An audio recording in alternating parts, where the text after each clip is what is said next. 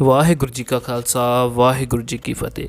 1 ਜੂਨ 1984 ਨੂੰ ਸਵੇਰੇ ਸ਼੍ਰੋਮਣੀ ਕਮੇਟੀ ਦੇ ਕਰਮਚਾਰੀ ਸ਼੍ਰੀ ਦਰਬਾਰ ਸਾਹਿਬ ਕੰਪਲੈਕਸ ਦੇ ਉੱਤਰ ਵਾਲੇ ਪਾਸੇ ਲੱਗਦੀ ਦਰਬਾਰ ਸਾਹਿਬ ਦੀ ਥਾਂ, ਜਿਸ ਨੂੰ ਬ੍ਰਹਮ ਬੂਟਾ ਅਖਾੜਾ ਦੇ ਬਾਜ਼ਾਰ ਵੱਲੋਂ ਪੈਂਦੇ ਲਾਂਘੇ ਨੂੰ ਬੰਦ ਕਰਨ ਲਈ ਦੀਵਾਰ ਕਰਨਾ ਚਾਹੁੰਦੇ ਸਨ, ਜਿਸ ਕਰਕੇ ਰਾਜ ਮਿਸਤਰੀ ਤੇ ਮਜ਼ਦੂਰ ਲਗਾ ਰੱਖੇ ਸਨ।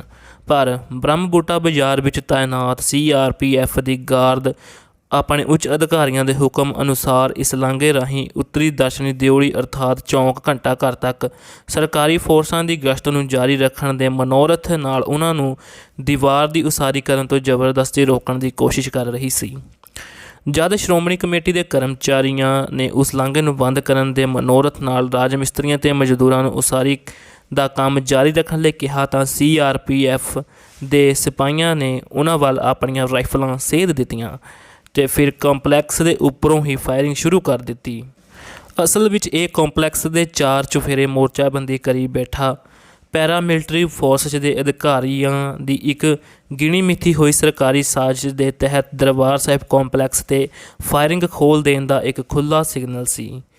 ਦਰਬਾਰ ਸਾਹਿਬ ਕੰਪਲੈਕਸ ਉੱਪਰ ਚੌਹਾਂ ਪਾਸਿਆਂ ਤੋਂ ਹੀ ਅਚਨਚੇਤ ਫਾਇਰਿੰਗ ਸ਼ੁਰੂ ਹੋ ਜਾਣ ਦੇ ਕਾਰਨ ਸ਼੍ਰੀ ਹਰਿਮੰਦਰ ਸਾਹਿਬ ਵਿਖੇ ਦਰਸ਼ਨ ਇਸ਼ਨਾਨ ਕਰਨ ਵਾਸਤੇ ਆਈਆਂ ਹੋਈਆਂ ਸੰਗਤਾਂ ਵਿੱਚ ਭੱਜ ਦੌੜ ਮਚ ਗਈ ਸੀ ਅਤੇ ਬੱਚਿਆਂ ਤੇ ਬੀਬੀਆਂ ਲਈ ਗੋਲੀਆਂ ਦੀ ਇਹ ਵਰਖਾ ਭਾਰੀ ਘਬਰਾਹਟ ਦਾ ਕਾਰਨ ਬਣੀ ਹੋਈ ਸੀ। ਇਸ ਲਈ ਸੰਗਤਾਂ ਦਾ ਕੰਪਲੈਕਸ ਤੋਂ ਬਾਹਰ ਜਾਣਾ ਤਾਂ ਕੀ ਕੰਪਲੈਕਸ ਵਿੱਚ ਅੱਗੇ ਕਦਮ ਰੱਖਣਾ ਵੀ ਮੁਸ਼ਕਿਲ ਹੋ ਗਿਆ ਸੀ, ਜਿਸ ਕਰਕੇ ਉਹ ਜਿੱਥੇ ਵੀ ਸਨ ਉੱਥੇ ਹੀ ਲਾਗੇ ਬਣੇ ਕਮਰਿਆਂ, ਬਰਾਂਡਿਆਂ ਅਤੇ ਥੋੜ੍ਹੀਆਂ ਬਹੁਤ ਮਹਿਫੂਜ਼ ਥਾਵਾਂ 'ਤੇ ਇੱਧਰ ਉੱਧਰ ਹੋ ਕੇ ਬਹਿ ਖਲੋ ਗਈਆਂ ਸਨ। ਜਿਸ ਵੇਲੇ ਫੌਜੀ ਬਲਾਂ ਵੱਲੋਂ ਗੋਲੀਆਂ ਚਲਾਉਣੀਆਂ ਆਰੰਭ ਕੀਤੀਆਂ ਗਈਆਂ ਤਾਂ ਉਸ ਸਮੇਂ ਸੰਤ ਭਿੰਡਰਾਂਵਾਲੇ ਜਥੇ ਦੇ ਸਿੰਘਾਂ ਅਤੇ ਕੁਝ ਆਮ ਸੰਗਤਾਂ ਸਮੇਤ ਗੁਰੂ ਰਾਮਦਾਸ ਲੰਗਰ ਦੀ ਉੱਪਰਲੀ ਛੱਤ 'ਤੇ ਮੌਜੂਦ ਸਨ, ਜਿੱਥੇ ਆਮ ਤੌਰ 'ਤੇ ਰੋਜ਼ਾਨਾ ਹੀ ਬੈਠ ਕੇ ਸੰਗਤਾਂ ਨਾਲ ਖੁੱਲ੍ਹੀਆਂ ਵਿਚਾਰਾਂ ਕਰਦੇ ਸਨ। ਇਸ ਗੱਲ ਤੋਂ ਸਹਿਜੇ ਹੀ ਸਪਸ਼ਟ ਹੋ ਜਾਂਦਾ ਹੈ ਕਿ ਦਰਬਾਰ ਸਾਹਿਬ ਉੱਪਰ ਕੀਤੀ ਗਈ ਫੌਜੀ ਕਾਰਵਾਈ ਇੱਕ ਤਰਫਾ ਸੀ ਅਤੇ ਬਿਨਾਂ ਕਿਸੇ ਘਬਰਾਹਟ ਜਾਂ ਵਿਸ਼ੇਸ਼ ਕਾਰਨ ਤੋਂ ਹੀ ਕੀਤੀ ਗਈ ਸੀ। ਸੰਤ ਸਿੰਘਾਂ ਸਮੇਤ ਗੁਰੂ ਰਾਮਦਾਸ ਲੰਗਰ ਤੋਂ ਉਤਰ ਕੇ ਵਿਚਕਾਰਲੀ ਮੰਜ਼ਿਲ 'ਤੇ ਆ ਗਏ ਅਤੇ ਬਹੁਤ ਸਾਰੇ ਸਿੰਘ ਆਪੋ ਆਪਣੇ ਮੋਰਚਿਆਂ 'ਤੇ ਪਹੁੰਚ ਗਏ ਸੀ। CRPF ਵੱਲੋਂ ਉਹਨਾਂ ਦੇ ਉੱਚ ਅਧਿਕਾਰੀਆਂ ਦੇ ਨਿਰਦੇਸ਼ ਮੁਤਾਬਕ ਪਹਿਲਾ ਲੰਗਰ ਗੁਰੂ ਰਾਮਦਾਸ ਸਾਹਿਬ ਜੀ ਦੀ ਇਮਾਰਤ ਨੂੰ ਮੁੱਖ ਨਿਸ਼ਾਨਾ ਇਸ ਲਈ ਬਣਾਇਆ ਕਿ ਸੰਤ ਭਿੰਡਰਾਂ ਵਾਲਿਆਂ ਨੂੰ ਇੱਥੇ ਹੀ ਘੇਰਨ ਲਈ ਇੱਥੋਂ ਸ਼੍ਰੀ ਅਕਾਲ ਤਖਤ ਸਾਹਿਬ ਨੂੰ ਜਾਣ ਵਾਲੇ ਰਸਤੇ ਪੂਰੀ ਤਰ੍ਹਾਂ ਜਾਮ ਕੀਤੇ ਦਿੱਤੇ ਸਨ।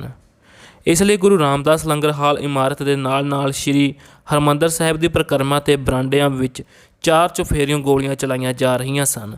ਪਰ ਸਿੰਘਾਂ ਨੇ ਬਹੁਤ ਸੂਝ-ਬੂਝ ਨਾਲ CRF ਦੀ ਯੋਜਨਾ ਨੂੰ ਸਫਲ ਨਾ ਹੋਣ ਦਿੱਤਾ, ਬਲਕਿ ਸੰਤ ਭਿੰਡਰਾਂ ਵਾਲੇ 35-40 ਸਿੰਘਾਂ ਸਮੇਤ ਪਰਿਕਰਮਾ ਦੇ ਬਰਾਂਡਿਆਂ ਵਿੱਚ ਦੀ ਕਮਰਿਆਂ ਦੇ ਨਾਲ ਹੁੰਦੇ ਹੋਏ ਸ਼੍ਰੀ ਅਕਾਲ ਤਖਤ ਸਾਹਿਬ ਵੱਲ ਚੱਲ ਪਏ।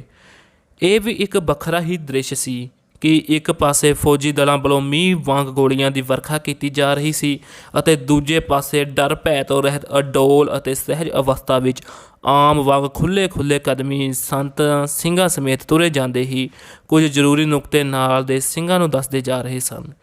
ਉਹਨਾਂ ਨੇ ਇਹ ਵੀ ਕਿਹਾ ਕਿ ਮੋਰਚਿਆਂ ਵਿੱਚ ਮੌਜੂਦ ਸਿੰਘਾਂ ਨੂੰ ਸਭ ਪਾਸੇ ਹਦਾਇਤ ਕੀਤੀ ਜਾਵੇ ਕਿ ਅੱਜ ਫੌਜ ਵੱਲੋਂ ਕੀਤੀ ਜਾ ਰਹੀ ਫਾਇਰਿੰਗ ਦਾ ਕਿਸੇ ਵੱਲੋਂ ਵੀ ਜਵਾਬੀ ਫਾਇਰ ਨਾ ਕੀਤਾ ਜਾਵੇ, ਪਰ ਜੇ CRPF ਜਾਂ ਹੋਰ ਭਾਰਤੀ ਫੌਜਾਂ ਸ਼੍ਰੀ ਦਰਬਾਰ ਸਾਹਿਬ ਕੰਪਲੈਕਸ ਅੰਦਰ ਦਾਖਲ ਹੋਣ ਲਈ ਅੱਗੇ ਵਧਣ ਤਾਂ ਗੋਲੀ ਚਲਾਉਣੀ ਹੈ। ਤਾਂ ਭਾਈ ਸੁਜਾਨ ਸਿੰਘ ਨੇ ਦੱਸਿਆ ਕਿ ਇਸ ਤਰ੍ਹਾਂ ਦੀਆਂ ਹਦਾਇਤਾਂ ਪਹਿਲਾਂ ਵੀ ਜਨਰਲ ਸੁਬੇਗ ਸਿੰਘ ਵੱਲੋਂ ਸਿੰਘਾਂ ਨੂੰ ਕੀਤੀਆਂ ਹੋਈਆਂ ਸਨ। ਸੰਤਾਂ ਨੇ ਕਿਹਾ ਫਿਰ ਵੀ ਇੱਕ ਵਾਰ ਇਹ ਸੰਦੇਸ਼ ਸਭ ਸਿੰਘਾਂ ਨੂੰ ਦੁਬਾਰਾ ਪਹੁੰਚਾ ਦਿਓ, ਪਰ ਸੁਚੇਤ ਰੂਪ ਵਿੱਚ ਤਿਆਰ ਬਰਤਿਆਰ ਰਹਿਣ। ਅਜਿਹੇ ਵਿਚਾਰ ਕਰਦਿਆਂ ਸੰਤ ਸਿੰਘਾਂ ਸਮੇਤ ਸ਼੍ਰੀ ਅਕਾਲ ਤਖਤ ਸਾਹਿਬ ਪੁੱਜੇ ਅਤੇ ਜਨਰਲ ਸੁਬੇਗ ਸਿੰਘ ਸਮੇਤ ਕੁਝ ਸਿੰਘਾਂ ਨੂੰ ਜ਼ਰੂਰੀ ਵਿਚਾਰਾਂ ਕਰਨ ਲਈ ਇੱਥੇ ਪਹੁੰਚਣ ਲਈ ਕਿਹਾ। ਦੂਜੇ ਪਾਸੇ ਫੌਜੀ ਦਲਾਂ ਦੀ ਇਹ ਮਨਸ਼ਾ ਵੀ ਸੀ ਕਿ ਸਿੰਘ ਜਵਾਬੀ ਫਾਇਰਿੰਗ ਕਰਨ ਤਾਂ ਕਿ ਉਹਨਾਂ ਨੂੰ ਵੱਖ-ਵੱਖ ਥਾਵਾਂ ਦੇ ਮੋਰਚਿਆਂ ਬਾਰੇ ਅਤੇ ਅੰਦਰ ਸਿੰਘਾਂ ਕੋਲ ਕਿਸ ਕਿਸਮ ਦੇ ਹਥਿਆਰ ਹਨ ਇਸ ਬਾਰੇ ਜਾਣਕਾਰੀ ਮਿਲ ਸਕੇ। ਉਹਨਾਂ ਇਹ ਸੋਚ ਕੇ ਸਾਡੇ ਵੱਲੋਂ ਕੀਤੀ ਜਾ ਰਹੀ ਹਵਾਈ ਫਾਇਰਿੰਗ ਦਾ ਅੱਗੋਂ ਜਵਾਬ ਨਹੀਂ ਮਿਲ ਰਿਹਾ, ਇਸ ਲਈ ਸ਼ਾਮ 4 ਵਜੇ ਤੋਂ ਬਾਅਦ ਫੌਜੀ ਅਫਸਰਾਂ ਵੱਲੋਂ ਮਿਲੇ ਸੰਦੇਸ਼ ਮੁਤਾਬਕ ਕੁਝ ਮੋਰਚਿਆਂ ਤੋਂ ਸੰਗਤਾਂ ਉੱਪਰ ਸਿੱਧੀ ਫਾਇਰਿੰਗ ਕੀਤੀ ਗਈ ਅਤੇ ਸ਼੍ਰੀ ਹਰਿਮੰਦਰ ਸਾਹਿਬ ਵੱਲ ਸਿੱਧੀਆਂ ਗੋਲੀਆਂ ਚਲਾਈਆਂ ਗਈਆਂ। ਇਸ ਸਮੁੱਚੀ ਕਾਰਵਾਈ ਦੌਰਾਨ ਸੰਤ ਭਿੰਡਰਾਂਵਾਲੇ, ਜਨਰਲ ਸੁਬੇਗ ਸਿੰਘ ਅਤੇ ਉਹਨਾਂ ਦੇ ਸਾਥੀ ਸਾਬਕਾ ਫੌਜੀ ਸਿੰਘ ਟਕਸਾਲ ਅਤੇ ਫੈਡਰੇਸ਼ਨ ਦੇ ਮੁੱਖ ਸਿੰਘ, ਜਿਨ੍ਹਾਂ ਨੂੰ ਜਨਰਲ ਸ਼ੁਬੇਗ ਸਿੰਘ ਨੇ ਵਿਸ਼ੇਸ਼ ਤੌਰ 'ਤੇ ਸਿਖਲਾਈ ਦਿੱਤੀ ਸੀ, ਪੂਰੇ ਧਿਆਨ ਨਾਲ ਫੌਜੀ ਮੋਰਚਿਆਂ ਦਾ ਫੌਜ ਵੱਲੋਂ ਚੱਲ ਰਹੇ ਹਥਿਆਰਾਂ ਦਾ ਉਹਨਾਂ ਦੀ ਯੁੱਧ ਨੀਤੀ ਦਾ ਡੂੰਘਾ ਨਿਰੀਖਣ ਕਰਦੇ ਰਹੇ। ਸ਼ਾਮ 7 ਵਜੇ ਤੱਕ ਫੌਜ ਵੱਲੋਂ ਗੋਲੀ ਚੱਲਦੀ ਰਹੀ, ਜਿਸ ਨਾਲ 9 ਸਿੱਖ ਸ਼ਰਧਾਲੂਆਂ ਸਮੇਤ ਬੱਬਰ ਖਾਲਸਾ ਜਥੇਬੰਦੀ ਦਾ ਜ਼ਿੰਮੇਵਾਰ ਮੈਂਬਰ ਭਾਈ ਮਹਿੰਗਾ ਸਿੰਘ ਅਤੇ ਭਾਈ ਰਾਮ ਸਿੰਘ ਯੂਪੀ ਵਿਦਿਆਰਥੀ ਦਮਦਮੀ ਟਕਸਾਲ ਵੀ ਸ਼ਹੀਦ ਹੋ ਗਏ।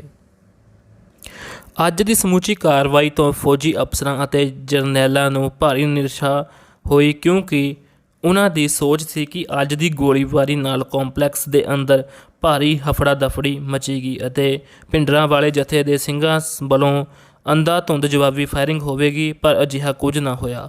ਛੱਤਾਂ ਉੱਪਰ ਪ੍ਰਤੱਖ ਦਿਖਣ ਵਾਲੇ ਮੋਰਚਿਆਂ ਤੋਂ ਇਲਾਵਾ ਫੌਜ ਦੇ ਨਜ਼ਰੀਂ ਹੋਰ ਕੁਝ ਵੀ ਨਾ ਪਿਆ। ਹਾਲਾਂਕਿ 7 ਘੰਟੇ ਦੀ ਫਾਇਰਿੰਗ ਦੌਰਾਨ ਫੌਜ ਦੇ ਹੈਲੀਕਾਪਟਰ ਕੰਪਲੈਕਸ ਦੇ ਉੱਪਰ ਆਲੇ ਦੁਆਲੇ ਚੱਕਰ ਲਾਉਂਦੇ ਵੀ ਵੇਖੇ ਗਏ।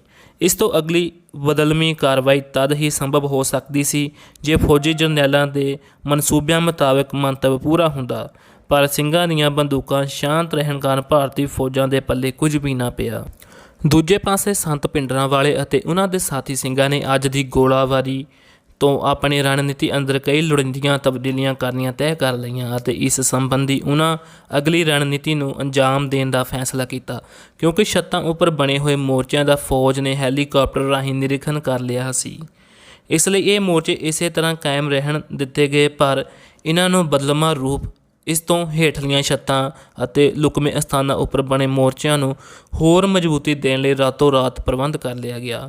ਫੌਜ ਵੱਲੋਂ ਕੀਤੀ ਗਈ ਗੋਲਾਬਾਰੀ ਅਤੇ ਇਸ ਦੌਰਾਨ 11 ਸਿੱਖ ਸ਼ਰਧਾਲੂਆਂ ਦੇ ਸ਼ਹੀਦ ਹੋ ਜਾਣ ਦੀਆਂ ਖਬਰਾਂ ਨੇ ਸਿੱਖ ਜਗਤ ਅੰਦਰ ਭਾਰੀ ਰੋਸ ਦੀ ਲਹਿਰ ਪੈਦਾ ਕਰ ਦਿੱਤੀ।